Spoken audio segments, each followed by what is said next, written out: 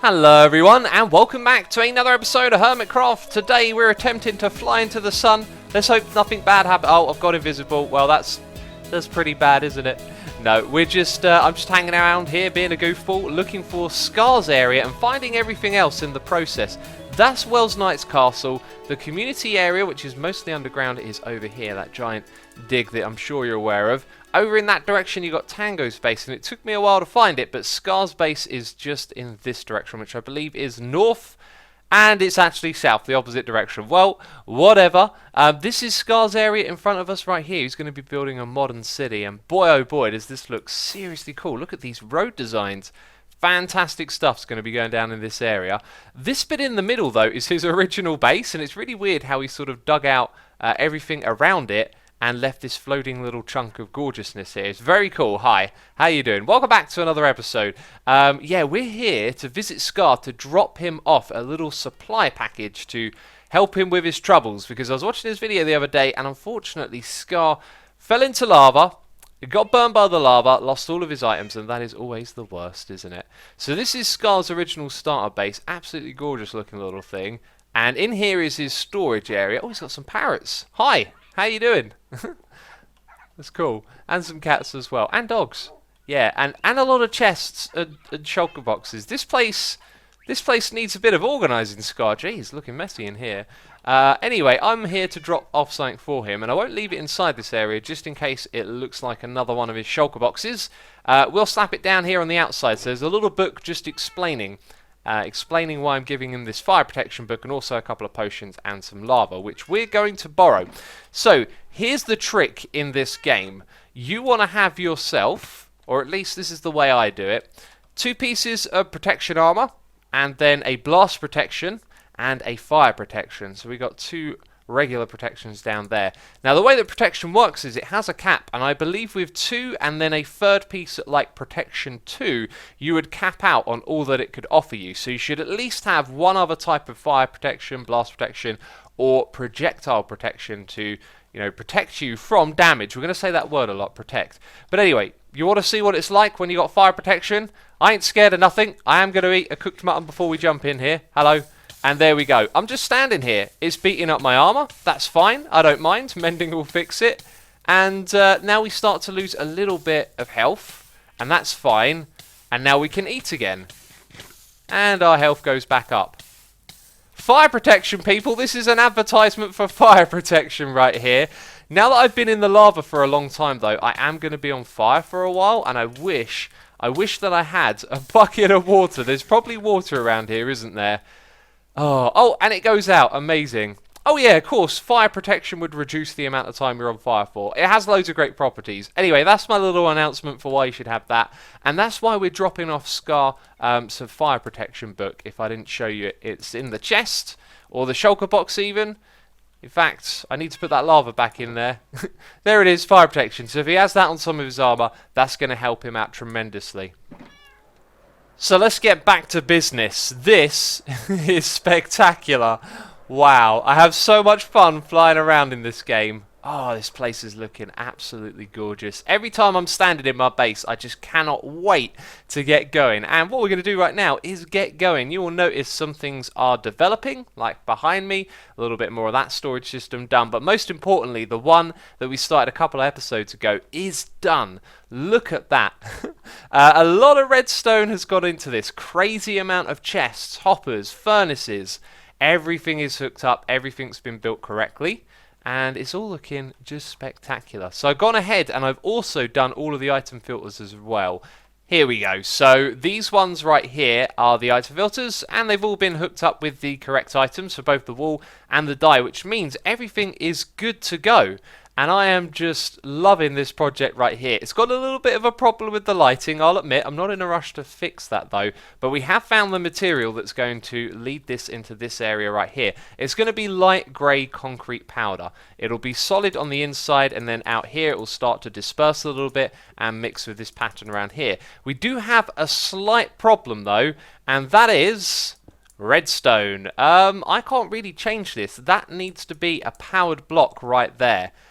I guess what I could do is I could bring the slab back by 1 and the block here is powered by a lever on the underside, but otherwise it means that our slabs are going to stretch out in front of this thing right here. So I figured what we could end up doing is actually just mirror that on either side. So we would have a slab in that location and then mirror it here and then kind of peel these things out so they kind of, I don't know, like cove off the entrance. It's a little bit strange, but we got to work with that. That's kind of unfortunate.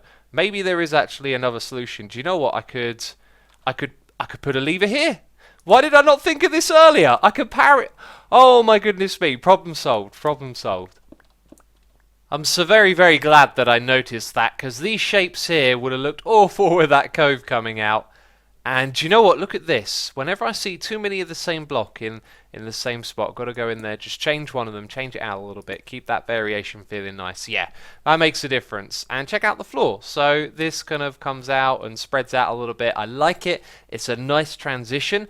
This color is probably the most neutral and fitting to the grayness of this theme that you can get. But alongside the colors, it looks a little bit silly there. Not so bad over here because there's patterns and such. But we got to sort out the lighting in this area. And I've got an idea. What we're actually going to do, I reckon, is remove this, replace it with some carpet on top of like a glass block, and then we're going to go back a few blocks, quite a few blocks, out like that, and put a light source further back, so only a little bit of light creeps into this room. It's not going to be terribly bright in here, which I think will end up looking pretty cool. We're going to put that into place, and we're going to work on the front here. So I've done a little bit so far. You can see you've got like a maintenance door to get through here, and I like this kind of double pillar that's starting to emerge. So what we're going to do is change the shape of that and bring it all the way up to the top and have that wrap around it. So those little nooks that we got right there were mirroring what I've done on the other side, and they don't really fit into this. So the ones in the middle are going to go, and then here in the middle we're going to change this single pillar into a double and put a door in the middle so you can get into this back area as well. So that's kind of my plans so far, but that's only going to be a portion of the front here. Got the rest of it to build up as well. So this shape right here is the thing, I guess, just putting in some stairs, and then I put some slabs on top to keep with the orange in the theme. Just had a little bit of a brainwave, possibly a great idea. Here's what we're going to do. We're going to put some of this behind it, which I've included on the side. We haven't used a ton of this, well, you can see a little bit over there and off in the distance, so I feel like this could end up looking really cool. Let's put a slab there so we can just have that on top. That one will float over that slab. Excellent. I reckon this is going to look seriously cool, by the way. So let's build it up a little bit, and then we'll go around the front and check it out. There we go. Yeah, that does actually look seriously cool, doesn't it? And I've been wondering about what to do with this bit right here. I think we're going to pull that all the way up to the top, even though it will mess up where we have this little groove going on here. So all of that's going in a good direction. Down here, you would have noticed that there are some glass blocks in the ground. What is going on there? Looking kind of crazy, right? On the other side, what I've done is I've put some carpet, some light grey carpet on top of that. It pops out a little bit. It's alright looking. I don't think it really adds too much, the fact that it pops out, but it matches the colour in the middle. What we're going to do is jump down below here, because this used to be a dark little basement area, and now it's nicely illuminated by loads of glowstone, which has also been neatly aligned with these blocks, right? So you saw how moody it was in the tunnel a moment ago. Now what we're going to do is remove all of these one by one, and that's going to allow a low light level to make its way into that room. And this is kind of a similar distance, I think, from what the lamps are to the bottom of the floor as well. So it should be similar lighting when those are lit up. And yeah, looking pretty good. Could possibly be a little bit darker and moodier, but man, that's actually really nice in here. I like that a lot. All I can say is, wow, this has come together ever so well. I've got a feeling those slabs there might be a little bit controversial. Yeah, they're the one thing that pops out, and I know that the orange isn't so great, and I feel like it needs to fit in well like it does on these panels. So things might get jumbled around over here, but look at that, looking great. And I love how this bit in the middle has come together, very nice. We've added some pressure plates over here with doors to get through to the other side. Very cool stuff. And I just love the front of that. Thrown in the bushes as well, the greenery, very important. Of course, this place is a little bit overgrown. There's some evidence of that around here, isn't there? And then over in this corner, what I've tried to do is mirror that little section that we have over on these sides. And it's just going to leave like a tiny gap over here. And my plan was to put a little room over here for a little project.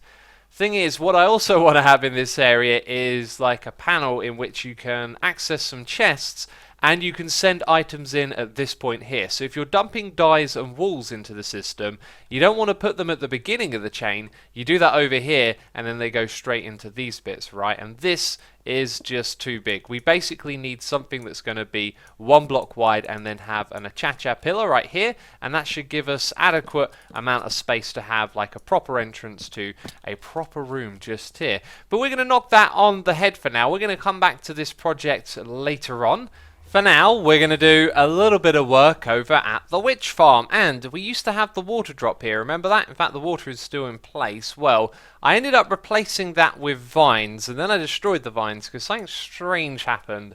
This would start catching the witches after a while. Now, once those vines spread around all the way on all the sides, the witches will actually get caught in them, which is not what they do when it's just on one side. So the solution to that is probably just have glass blocks over here or some block that vines don't spread to. Anyway, heading down, I've done some work at the bottom of this area and you can see there's something funky is going on here. We got storage chests. Yeah, this area has been built up a little bit, hasn't it? And this thing right here has 2 hoppers underneath it. Now, we used to have the minecarts going back and forth, but my buddy Nembom got in touch and he says, look, if you have 2 of these hoppers right here, you'll be able to transfer 18,000 items per hour from this spot right here. And so I went and set up this thing. We've got 2 of those hoppers going around and both of them point into this dropper, and with this redstone configuration that will also be able to dispense every single item that comes through and send it up to the top where it gets split up and goes to either side. As far as splitting up goes though, most of it goes to this side over here, not a lot goes to the other side, which is a bit of a problem because when one side fills up, you of course want the other side to be filled up as well before the items get wasted. But we'll come back to that in a second. This thing in the middle you can see has a minecart in it, and then it has this mysterious black box. Well, that is also a minecart. That one just looks different. Those have both been put inside of the block, and when you use the pistons like this, they actually stay with the block as well, because after I put in these hoppers, I realized that it wouldn't suck up the items from above. So you need a hopper in there as well, hopper minecart that is, to transfer between. So that's our kill mode, and this is our No, sorry, I got that the wrong way around, didn't I? XP mode and kill mode, and I like the interface with the redstone as well, because it's like, hey, I want to put it into kill mode, bam. Actually, I want to put it into the other mode, and everything's simple. Right, I want to show you this bit next. Let's go up the top. How can I get up there? Got to throw an ender pearl very carefully, and that was not so good, wasn't it? So our buddy Rendog invented something recently. Oh, that's another problem as well. Of course, the items can get stuck in the middle there. Didn't think about that, did I? So Rendog's trick was to put a slab at the top where this water would normally be, and then have your water sources on either side. And what this would do would split it up randomly in either direction, so much so that I think it is actually pretty much an even divide between the two, which is really cool. It turns out though that you don't actually need a slab. A block of any kind will simply push the item out to either side, but we'll use a slab. I'm also a little bit worried that the item might jump through and land on top of it, so I'll keep an eye on that. But you'll see now with the water pushed over by 1, it will make its way across all of these hoppers and over to the one on the edge, which is why we don't have a chain of hoppers going across the top of these. So jumping forward, I've done an insane amount of work in here. Look at everything that's changed, right? You're probably thinking, what's different here? These are the other way around. That's the big change. Or is it? No, actually, something crossed my mind, okay? Behind me there is this tunnel that I've dug, and this is where the slimes are going to come from, okay? So a moment ago, all of this that you see here was actually on the other side of the room, back in this space, and I had to dig out some space over there move it all over to that side so it's kind of been rebuilt. And that slab that I was talking about a moment ago, I've now replaced that with just a regular glass full block, and it has the same effect of splitting them off on either side. So yeah, basically this is going to have slimes coming into it, and the place they're probably going to come in through will be above our head here, and that's right in the middle of where all that is. So the little slimes are going to go in there. They need to drop down and not take full damage most likely. That's going to be important. And then they're going to come from over here. It's a little bit of a ways to go, but around the corner here is the slime chunk, which I've dug out all the way up to the top there, looking pretty spectacular. We are going to build a slime farm, ladies and gentlemen. You knew that, but it's going to be a new design because we need to make something custom for our specific use. You know what? Let's not get distracted. I just spent some time figuring out how to design the slime farm. It is certainly going to be interesting, but it's going to take a lot of time and effort, and I would like to stay on track. I get so distracted when I wander around in the world. There's things that I want to do back at our base and things that I want to do here as well. I came here to do the aesthetics, and I think that we should get that out of the way first before we tackle any slime farm. We got an infestation problem, people. Look at that. The filth. The mycelium is back. Back in the witch cave. Oh, that's what I'm calling this place, the witch cave. And I put some mycelium in it. Yes, this disgusting stuff that we've been tearing off of our mushroom island. I thought it would actually fit over here. It's kind of witchy, kind of swampy looking texture, isn't it? So I went round the base and just picked up loads of materials. We got our cobblestone, some different types of stone, those kind of blocks to work with, some greener blocks as well, mycelium, and then also the purple looking blue terracotta. I thought we could use those in a build. Also got some dark oak, and we should have some spruce wood around here as well. I think the spruce wood planks would look good. So I've sort of thrown those things together as a build palette and then tried to come up with a design using these cobblestone walls in front of the dark oak wood. It's like a Y shape. It looks a little bit odd at the moment, but I'm going to repeat it over there. Then that wall's going to wrap around and we'll have them on this side as well. I think it'll come together pretty well. Behind the dark oak there's also this, so there's nice sort of sense of depth. But that's what I've got going so far. I want to throw in some details, especially around this area. I want to grab some of those mossy cobblestones. And here's an idea that I had. You see how this cobblestone here connects to this wall? I could possibly use stair blocks and wrap them around. Oh, wait a minute. This is 1.12. Hang on a second. It's time for a test. We'll place you in that direction. Ah, and you connect. No, I wish that would change back. Why did they have to do that? Oh, I guess that's forever doomed to connect to that wall. I hear witches, which means I get to show you this. Oh, okay. It's grown outside of the hole, and you can hear loads of witches hanging out over here as well. Let's break some of these so we can get in there and have a little look. That's a thing that I didn't know could happen. Is that a 1.12 bug? Oh, okay. See you later. I accidentally broke the vines. I was just trying to swing the sword at them. So yeah, that's not very good, is it? Not very good at all. And this has actually been lowered one block as well from where they were previously dropping from with the water. So the vines behave slightly differently somehow. What we got to do is grab that thing, put it a little bit lower. That's lower, isn't it? Yeah. And then put the vines at this height. So we're now testing it to see what happens when they go there. Although it looks like the witches are eventually going to group up. And the whole thing is kind of messed up because the vines is supposed to make it all consistent. And yeah, it's not going very well. This time though, I'm going to leave you there so the vines don't grow out of there. And yeah, the whole time we lowered it by one, the witches were still coming down and falling. So we need to keep lowering it until we find where it is that they want to go, so that they will land in this area down below and not die straight away, because then the magma block will kill them a moment later. Now this area, this room is slowly coming along. There's a few things that I want to do here. I think I want the roof to be very sporadic and chaotic, and from where these Y symbols are, we're going to have some cobblestone go through all kind of scrambly and eventually get loads of bushes dripping off the ceiling. Then these symbols right here, I feel like they need to stagger backwards one by one. That would probably make them look a little better. And then over here we've got this window, and I don't know what's going to go in here, but I thought, well, maybe we could put like a witch and a mini witch hut interior or something like that, you know, make her nice and cozy, give her a home while she's on display. And over on the opposite side we'll have something similar. However, that'll be the entrance to the Nether portal. At the moment the Nether portal's all the way up there. I do want to bring it down here so we've got a quicker access to this area. Look at that. Looking pretty chaotic, right? It's not until we get some leaves on here that I think it's really going to come together. And I can hear something. I can hear a zombie. Is there a zombie in the area? Yeah, look. Jeez, these guys keep spawning. Do you know why? Because it's dark up there, and I think that space is in... Speak of it, right there. Perfect example. They can spawn in the space up top, which we don't want them doing. Hi, it's another one. Right, okay, that's it. I've had enough. I've had enough of this. No more, I say. No more. We're going to commit Minecraft blasphemy. You know what this means? We're going to destroy the spawner. Now, I did want to include this in the farm. The only thing it's ever going to do is take up the mob cap. And we did a poll about this. We had a large amount of people saying don't include it. And yeah, it's kind of pointless. It would be like another thing, but it will take up the mob cap. It will only get rotted flesh, and see you later.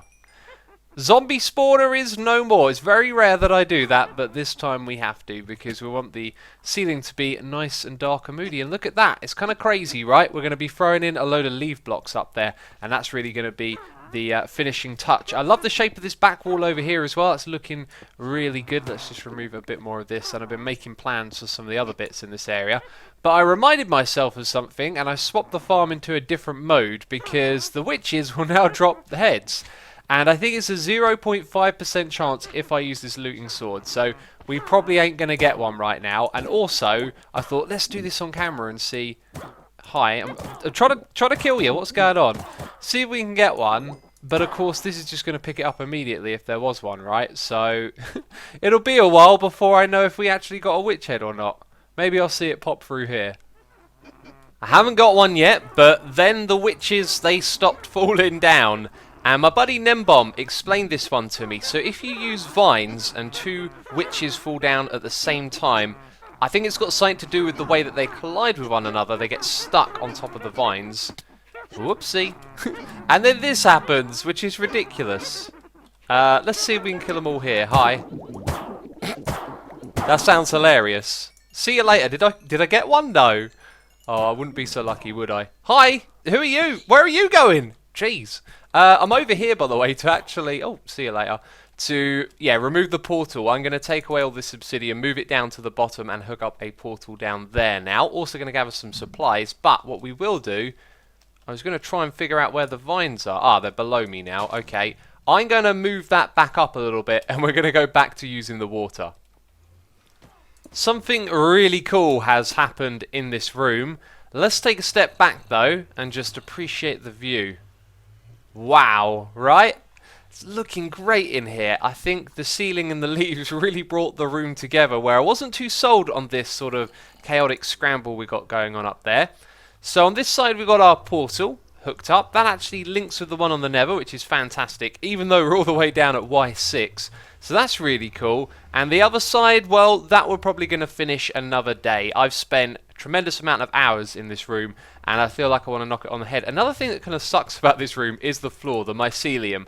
It needs some variation, and I've got some ideas for that. But what I wanted to point out is that it's a bit dark up the top, and there's actually a 2-block gap up there where a mob could spawn. Now, one of the things that I didn't think about is that this in front of it stops the mob from walking out of there, and it just so happens that 2 mobs in golden armor spawned over there.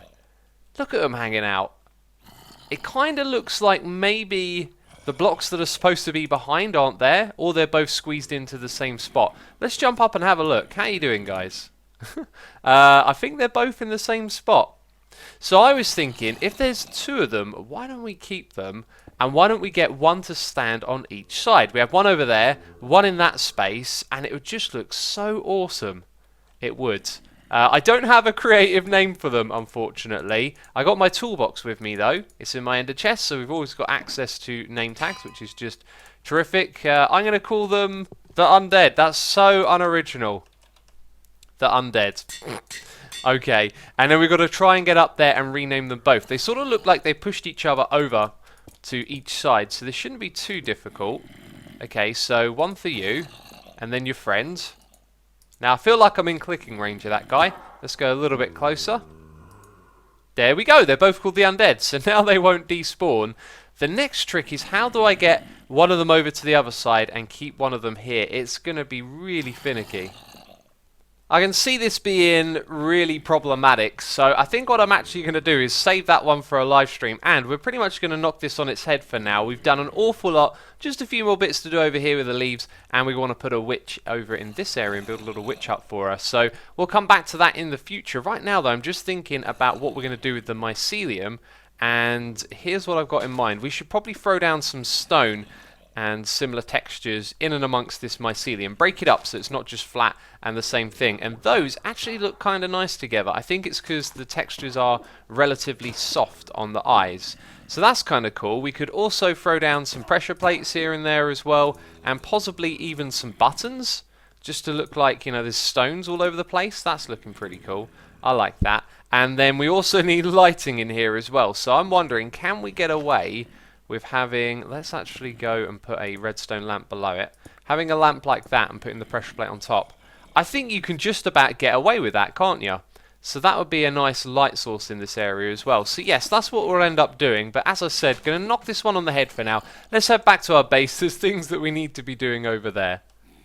It's good to be back in the base, you know. This place is very grey. It is dominated by grey, that's for sure. And I feel like maybe this gap up the top here should have another colour thrown into the mix. So something between the orange level and the grey. I don't know what that is yet, but I just feel like there needs to be a little bit something more around here. And also those slabs, man.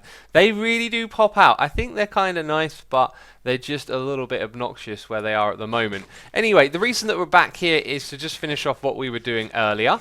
We've got to make that little unloading system over on this side and figure out the entrance to a room that's going to be over there and have a project inside of it. And there's another little job that I need to do. I talked about this. Was it on a stream or was it in a video? It's really quite simple, but where the items finish up over here, which is this point, we then need them to come around and go over to this side here, which I think is going to be relatively simple. Look at that. I've already put that in place. So the hoppers are going to go in a straight line back to here. We can actually place those straight away. Now all of these will have furnaces on, which helps reduce the lag, and that always gets disputed, and let me tell you, it definitely does help. Other YouTubers have tested this and not all of them have done the test correctly, but if you put a furnace on top of here, what it does is it stops the hoppers for looking for items above them, and that reduces a huge strain on the server. And I always get questions about this, and trust me, it's been tested by professionals. It's definitely the real deal. Also, that one should probably point to the side so it can go off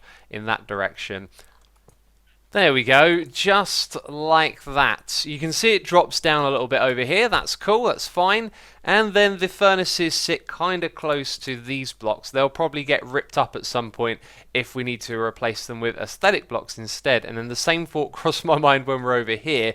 This could potentially come in from behind a little bit and give us more flexibility. When we get to this bit though, that's going to be really interesting because I've been thinking about this for ages and I don't know what to do still. And over here it's going to be especially challenging because we have all these furnaces coming out in front of where that nook is. But that's great. So now whenever we unload a load of stuff over here, maybe some dyes, perhaps there's some items that don't get filtered here, they'll make their way around into the next quadrant. It's very cool stuff. But as I sort of mentioned a moment ago, the next step is to actually hook up the start of this. Hey, the view from back here is kind of awesome.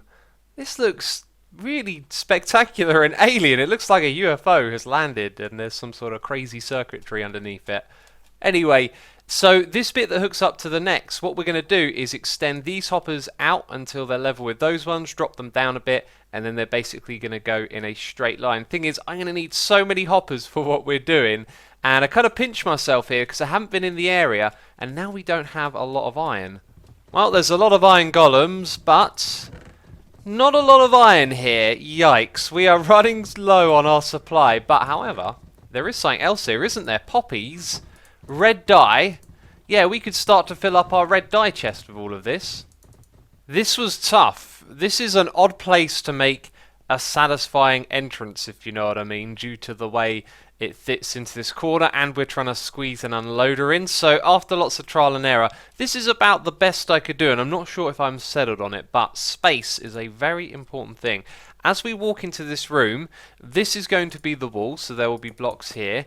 And we're going to turn to the left, and then what we have in this room will be here, and there'll probably be a little exit at the back so we can head off into this space, which we can fill up with stuff in the future, that's for sure.